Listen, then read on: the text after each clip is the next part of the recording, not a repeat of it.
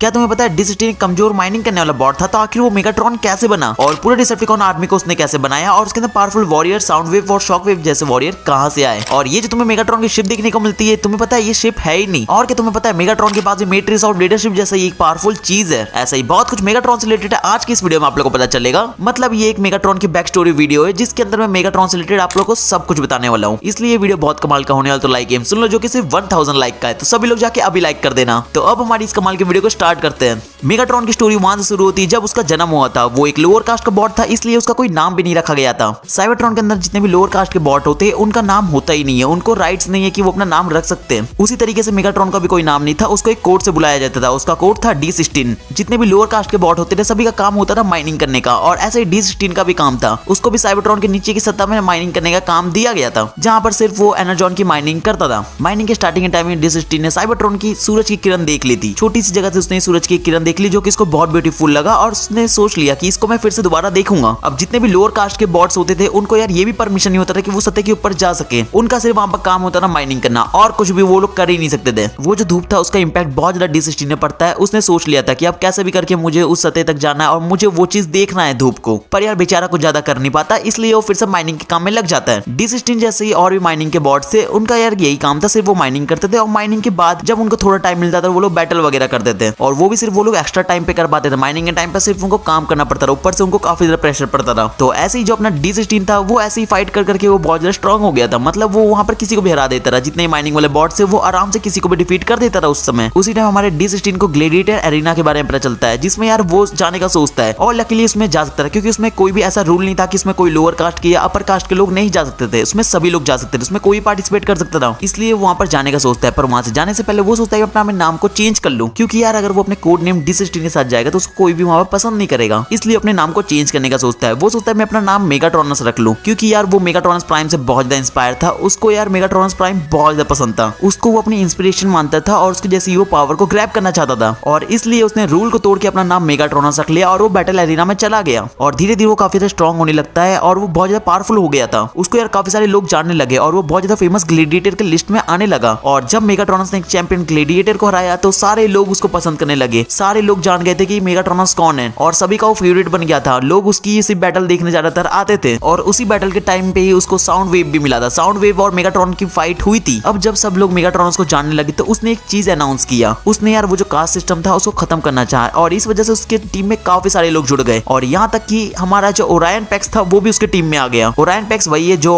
बाद में फ्यूचर में ऑप्टिमस बनेगा। मैं उस वाली ओरायन पैक्स की बात कर रहा हूँ। ओरायन पैक्स बहुत ज्यादा मेगाट्रॉन से इंस्पायर होता है, इसलिए वो उसको अपना मेंटोर मानता है और उसके टीम में आ जाता है। क्योंकि यार कहीं ना कहीं ओरायन पैक्स भी ये चाहता था, वो भी कास्ट सिस्टम नहीं चाहता था। वो भी नहीं चाहता था कि यहाँ कहीं भेदभाव हो। ओरायन पैक्स का स्टार्टिंग से यही एम था कि सब लोग एक साथ रहे और शांति से रहे। इसलिए ओरायन पैक्स और मेगाट्रॉनस की दोस्ती हो जाती है, दोनों भाई जैसे हो जाते हैं। उस टाइम यार मेगाट्रॉनस की टीम बहुत ज्यादा बड़ी हो गई थी और सारे लोग मेगाट्रॉनस के साइड आ गए थे, और सभी को लग रहा था कि मेगाट्रॉनस जो बोल रहा है वो सही बोल रहा है। अब इतने सारे लोग को अपने साइड करके मेगाट्रॉनस के मन में लालच आ जाती है, उसको पावर की भूख हो गई थी। इसलिए अब उसने अच्छे से साइबरट्रॉन की राजनीति में उतरने का फैसला किया। उसने अपना नाम को भी छोटा कर दिया। जो इसका नाम पहले मेगाट्रॉनस था अब उसको छोटा करके उसने मेगाट्रॉन कर दिया। और फिर मेगाट्रॉन और ओरायन पैक्स दोनों हाई काउंसिल्स के सामने जाते हैं। मेगाट्रॉन हाई काउंसिल्स के सामने जाकर डायरेक्ट बोलता है कि उसको प्राइम बना दिया जाए। वो पूरे कास्ट सिस्टम को खत्म करना चाहता है। मेगाट्रॉन पूरे सिस्टम को अपने फोर्स से गिराना चाहता था। इस वजह से हाई काउंसिल को मेगाट्रॉन के ऊपर डाउट होता है। दूसरी साइड यार ओरायन पैक्स भी अपनी स्पीच देता है। वो भी यार हाई काउंसिल्स को बोलता है उसको भी कास्ट सिस्टम खत्म करना है, और वो बिल्कुल भी वायलेंस नहीं चाहता था, और उसका विजन बिल्कुल क्लियर था। उसको पीस और जस्टिस चाहिए था बस। और ये चीज हाई काउंसिल को काफी सही लगता है, इसलिए उसने मेगाट्रॉन को ठुकरा के ओरायन पैक्स को अपना लिया। हाई काउंसिल्स ने ओरायन पैक्स को प्राइम के लिए सिलेक्ट कर लिया, और इस बात से मेगाट्रॉन का ईगो हर्ट हो गया और उसने ओरायन और हाई काउंसिल से अपना रिश्ता तोड़ दिया। उस टाइम यहाँ मेगाट्रॉन को बहुत ज्यादा गुस्सा आता है, और उसने सोच लिया जब पावर उसको शांति से नहीं मिलेगी तो वो जबरदस्ती करके पावर को लेगा। और इसलिए मेगाट्रॉन ने हाई काउंसिल और ओरायन पैक्स से बदला लेने का सोचा। उसने डिसेप्टिकॉन बनाया। उसने यहाँ साउंड वेव, शॉक वेव और स्टार स्क्रीम को अपने ग्रुप में ऐड किया, और उसने वॉर को स्टार्ट कर दिया। साइबरट्रॉन पे यार काफी बार वॉर होती, कभी यार डिसेप्टिकॉन जीत रहे थे, कभी ऑटोबॉट्स जीत रहे थे। मेगाट्रॉन इस टाइम समझ गया था वो नॉर्मल स्ट्रेटेजी और नॉर्मल एनर्जॉन से इस फाइट को तो नहीं जीत सकता। इसलिए फ्रस्ट्रेट होकर स्टार स्क्रीम की एक सीक्रेट स्पेस स्टेशन में पहुंच जाता है, जहां पर उसको एक ऐसी चीज मिलती है जो कि पूरे वॉर को ही बदल देती है। इस करप्टेड एनर्जॉन की वजह से मेगाट्रॉन एक तरीके से अनस्टॉपेबल हो गया, तो उसको कोई भी नहीं रुक पा रहा था। जैसे मेगाट्रॉन ने डार्क एनर्जॉन को अपने बॉडी में डाला, वो समझ गया था कि ये बहुत पावरफुल चीज है, जिससे यार उसका माइंड भी काफी ज्यादा डिस्टर्ब हो जाता है। पर वो उस वॉर को आसानी से जीत जाता है, उसको आसानी से विक्ट्री मिल जाती है। इस टाइम यार मेगाट्रॉन के पास एक बहुत ही खतरनाक प्लान था। उसने यार सोचा कि इस बार क्यों ना मैं डार्क एनर्जॉन को साइबरट्रॉन के कोर में डाल दूं, जिससे यार कोर पूरा डार्क एनर्जॉन को एब्जॉर्ब कर लेगा और पूरा जो प्लेनेट है वो उसके कंट्रोल में आ जाएगा, मतलब सारे लोग उसकी कमांड से चलेंगे, ऐसा मेगाट्रॉन को लग रहा था। वो डार्क एनर्जी को कोर पे डाल देता है जिससे एक दूसरा इफेक्ट देखने को मिलता है। मेगाट्रॉन को ये लग रहा था शायद वो सभी को कंट्रोल कर लेगा, पर ऐसा कुछ भी नहीं होता, बल्कि एक कोर का अलग इफेक्ट ये देखने को मिलता है। पूरा यार वो जो कोर था वो पॉइजनस हो जाता है और धीरे धीरे साइबरट्रॉन खत्म होने लग रहा था। और उसी टाइम हमारा जो ओरायन पैक्स होता है वो उस कोर को सही करने जाता है और उस समय ही उसको मैट्रिक्स और लीडरशिप मिल जाती है और तब से ही ओरायन पैक्स ऑप्टिमस प्राइम बन जाता है। ऑप्टिमस ने अपने मैट्रिक्स यूज करके उसने सोचा कि मैं कोर को सही कर दूंगा। वो उसको प्योरीफाई करने का ट्राई करता है पर प्लान फेल हो जाता है। कोर यार काफी ज्यादा पॉइजनस हो गया था जिस वजह से उसका प्लान सक्सेसफुल नहीं होता उस टाइम, और इस वजह से मेगाट्रॉन को बहुत ज्यादा गुस्सा आता है क्योंकि वो साइबरट्रॉन को अपने कंट्रोल में नहीं कर पाता और वो फिर से अटैक करता है। और इस बार वो अपने ट्रिप्टिकॉन को ऑर्डर करता है और ये ट्रिप्टिकॉन को एकदम वर्ड को एकदम ध्यान से नोट कर लेना क्योंकि ये आगे बहुत ज्यादा मेन रोल होने वाला है। मेगाट्रॉन अपने ट्रिप्टिकॉन को ऑर्डर देता है कि जाओ सारे ऑटोबॉट्स पर अटैक करने को। ट्रिप्टिकॉन ने अपनी पूरी ताकत लगा के उसने बहुत तबाही मचाई, उसने बहुत अच्छी फाइट की,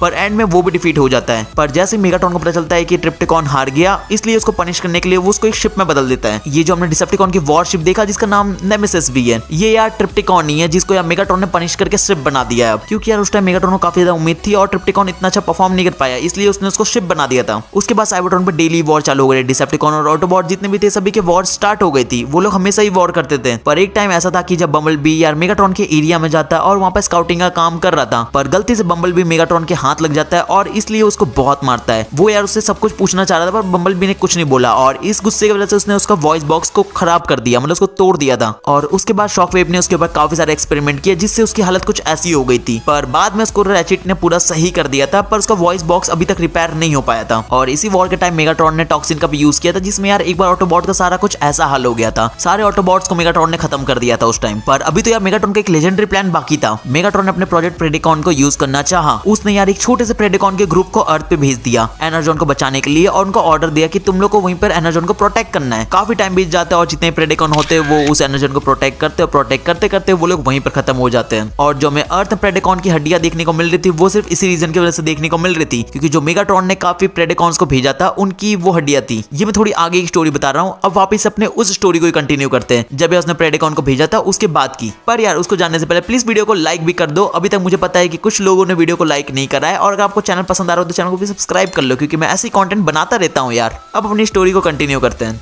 अभी तो यार मेगाट्रॉन का एक खतरनाक प्लान बाकी था। मेगाट्रॉन को एक खतरनाक डेंजरस आर्टिफैक्ट के बारे में पता चलता है, एक एंशिएंट आर्टिफैक्ट जिसका नाम डार्क स्पार्क होता है और ये मैट्रिक्स जितना पावरफुल है, मतलब मैट्रिक्स का एक नेगेटिव वर्जन। इस डार्क स्पार्क को कलेक्ट करने के लिए मेगाट्रॉन अपने 3 खतरनाक वॉरियर को भेजा। उसने साउंड वेव, शॉक वेव और स्टार स्क्रीम को भेजा उस डार्क स्पार्क को कलेक्ट करने के लिए और उनको वो मिल भी जाता है। और इसी टाइम मेगाट्रॉन ने अपने ग्रुप में इंसेक्टिकॉन्स को भी ले लिया था। उसने इंसेक्टिकॉन को भी भेजा था उनके साथ जिसकी वजह से कोई भी इनको रोक नहीं पाता और डार्क स्पार्क उनको मिल जाता है। डार्क स्पार्क और डार्क एनर्जॉन की वजह से मेगाट्रॉन बहुत ज्यादा स्ट्रॉन्ग हो जाता है। उसकी इतनी खतरनाक एनर्जी थी कि ऑप्टिमस ने उसको रोकने के लिए अपने मैट्रिक्स का यूज किया। मैट्रिक्स की डिवाइन एनर्जी और डार्क स्पार्क की एनर्जी दोनों एक दूसरे को काउंटर कर रही थी, पर उस फाइट में ऐसा होता है कि मैट्रिक्स उस डार्क स्पार्क को डिफीट कर देती है और साथ में मेगाट्रॉन को भी। मेगाट्रॉन स्टेसिस में चला गया था इसलिए साउंडवेव तुरंत मेगाट्रॉन को बैटलफील्ड से लेके जाता है और उसको फिर से सही करता है और कुछ टाइम बाद मेगाट्रॉन फिर से पूरा सही हो जाता है। और इस टाइम पूरा साइबरट्रॉन धीरे धीरे खत्म हो रहा था, मतलब जो कोर था वो पूरा करप्ट हो चुका था। कोर की ऐसी हालत देखने के बाद ऑप्टिमस ने ऑर्डर दिया वो जितने भी लोग थे सभी लोग को आर्थ शिप में वहां से जाने को बोलता है और यहाँ पर मेगाट्रॉन अपने फाइनल अटैक करता है। मेगाट्रॉन अपने ट्रिप्टिकॉन शिप जो कि नेमेसिस बन गई थी उसके साथ वो उस आर्थ शिप पे अटैक करता है। नेमेसिस शिप ने आर्थ शिप का पीछा स्पेस ब्रिज तक किया और दोनों की फाइट चली रही थी उस टाइम। इस यार फाइट के बीच में स्पेस ब्रिज ओवरलोड हो जाता है और दोनों शिप को गैलेक्सी के दूसरे कोने में फेंक देता है। और जब मेगाट्रॉन की आंख खुलती तो वो दिखता है वो नेमेसिस शिप में और आर्थ शिप उससे आसपास कहीं भी नहीं होती। मेगाट्रॉन काफी आर्थ शिप को ढूंढता है बस वो कहीं भी आर्थ शिप नहीं मिलती। एनर्जॉन को स्कैन करते हुए मेगाट्रॉन अर्थ पे आ जाता है। मेगाट्रॉन अपनी टीम को स्ट्रॉन्ग बनाने के लिए स्पेस में चल जाता है। उसने पूरी कमांड अब डिसेप्टिकॉन की स्टार स्क्रीम को दे दी थी। 3 साल तक मेगाट्रॉन अपनी टीम को स्ट्रॉन्ग बनाने के लिए स्पेस में घूमते रहा और उस टाइम तक डिसेप्टिकॉन का जो कमांड स्टार स्क्रीम था वो यार चोरी से अर्थ पर रह रहा था और उसने चोरी से बहुत सारे एनर्जॉन को भी कलेक्ट करा था। और 3 साल बाद उनको फिर से मेगाट्रॉन के बारे में पता चलता है और इस टाइम ऑटोबॉट्स को ऐसा लग रहा था शायद मेगाट्रॉन खत्म हो चुका है क्योंकि मेगाट्रॉन को कोई अता पता ही नहीं था। और यार साउंड वेव को मेगाट्रॉन के बारे में पता चलता है और वो लोग मेगाट्रॉन की लोकेशन को ट्रेस करते हैं और स्पेस ब्रिज को वहां खोल के मेगाट्रॉन को वो लोग अपने पास बुला लेते हैं। 3 साल में मेगाट्रॉन को बहुत सारे वॉरियर मिले थे और सबसे मेन चीज उसको इतना सारा डार्क एनर्जी एनाजॉन मिल गया था। उसके बाद हमने देखा कि उसने डार्क एनाजॉन का यूज करके अपने पूरी वॉरियर की टीम रेडी किया था और उसको स्पेस ब्रिज से वो इधर पे लेके ही आ रहा था, पर ऑटोबॉट्स और उनकी फिर से फाइट होती है और ऑटोबॉट्स उसको डिफीट कर देते हैं, जिससे यार उसकी वो जो आर्मी थी जो उसने रेडी की थी 3 साल में, वो लोग यहाँ पर नहीं आ पाती। और उसी टाइम ऑटोबॉट्स ने स्पेस ब्रिज को भी डिस्ट्रॉय कर दिया था, जिससे यार मेगाट्रॉन की कुछ ऐसी हालत हो गई थी। नॉकआउट को मेगाट्रॉन को ठीक करने के लिए बुलाया गया था और वो पूरा ट्राई करता मेगाट्रॉन को ठीक करने का। अब यार नॉकआउट से तो मेगाट्रॉन ठीक नहीं होता, पर एक ऐसा एपिसोड आता है जिसमें हम लोग ये देखते हैं कि मेगाट्रॉन बम्बलबी के माइंड में आ जाता है। जब यार बम्बलबी मेगाट्रॉन के माइंड के अंदर जाता है ऑप्टिमस को सही करने के लिए, तो उस टाइम ऐसा होता है कि मेगाट्रॉन बम्बलबी के माइंड में आ जाता है और बम्बलबी के बॉडी में अपना कंट्रोल कर लेता है और वो ग्राउंड ब्रिज की हेल्प से डिसेप्टिकॉन की शिप में आता है और डार्क एनाजॉन की हेल्प से अपने आप को ठीक कर लेता है। उसके बाद ट्रांसफॉर्मर्स प्राइम सीरीज में तो मेगाट्रॉन और ऑटोबॉट्स की बहुत बार फाइट हो रही है, वो तो आप सभी लोग ने देखा होगा, इसलिए मैं सारे फाइट्स को तो नहीं ले रहा हूं मैं। फिर भी यार शॉर्ट में यार थोड़ी मेन वाले फाइट्स बता देता हूं। जैसे यार ऑप्टिमस के हाथ में स्टार सेबर लग गया था, उसको सही करने के लिए यार वो साइबरट्रॉन पे जाता है, एक प्राइम के हाथ को काट के लेके आता है और फोर्स का यूज करके मेगाट्रॉन ने भी अपने लिए डार्क स्टार सेबर बनाया था और जितने भी ओमेगा कीज थे उसकी हेल्प से वो फिर से साइबरट्रॉन को जिंदा करने का सोच रहे थे। पर ऑप्टिमस और मेगाट्रॉन की फाइट होती है, जिससे यार ऑप्टिमस ने ओमेगा लॉक को काट दिया था अपने स्टार सेबर की हेल्प से। पर उसके बाद मेगाट्रॉन ने ऑप्टिमस के पूरे बेस को उड़ा दिया और लास्ट में मेगाट्रॉन और ऑप्टिमस की एक और खतरनाक फाइट होती है, जिसमें लोग साइबरट्रॉन को फिर से जिंदा करने जाते हैं और बम्बल बी स्टार सेबर को लेके आ रहा होता है, पर मेगाट्रॉन उसको वहां से शूट करता है, जिससे बम्बल बी की कुछ ऐसी हालत हो जाती है और वो जाके साइबर मैटर पे गिरता है। सबको उस टाइम लग रहा था बम्बल बी खत्म हो गया, पर बम्बल बी वहां से निकलता है और वो पूरा तरीके से सही हो गया था। बम्बल बी स्टार सेबर का यूज करता है और मेगाट्रॉन को वहां पर खत्म कर देता है और मेगाट्रॉन डायरेक्ट जाके अर्थ पे गिरता है। उसके बाद मेगाट्रॉन फिर से जिंदा होता है यूनिक्रॉन की वजह से, जिसमें उसका पूरा लुक चेंज हो जाता है। उसके बाद यूनिक्रॉन की काफी ज्यादा पावर आ गई थी और लास्ट में हम लोग ये देखते हैं कि मेगाट्रॉन सही हो जाता है। अब वो बुराई के रास्ते में नहीं चल रहा था, उसने डिसेप्टिकॉन ने पूरी लीप कर दी थी। तो ये था मेगाट्रॉन का पूरा कंप्लीट बैक स्टोरी। जो भी कुछ था मैंने सब कुछ मेगाट्रॉन से रिलेटेड इस वीडियो में बता दिया। देखो यार मुझे पता है कि मैंने मेगाट्रॉन की हर एक चीज को नहीं लिया, मैंने सिर्फ इंपॉर्टेंट जो चीज थे उनको ही ऐड करा है, क्योंकि अगर मैं मेगाट्रॉन पे एक डिटेल वीडियो बनाता तो वीडियो की लेंथ मेरे को लगता है बहुत ज्यादा होती।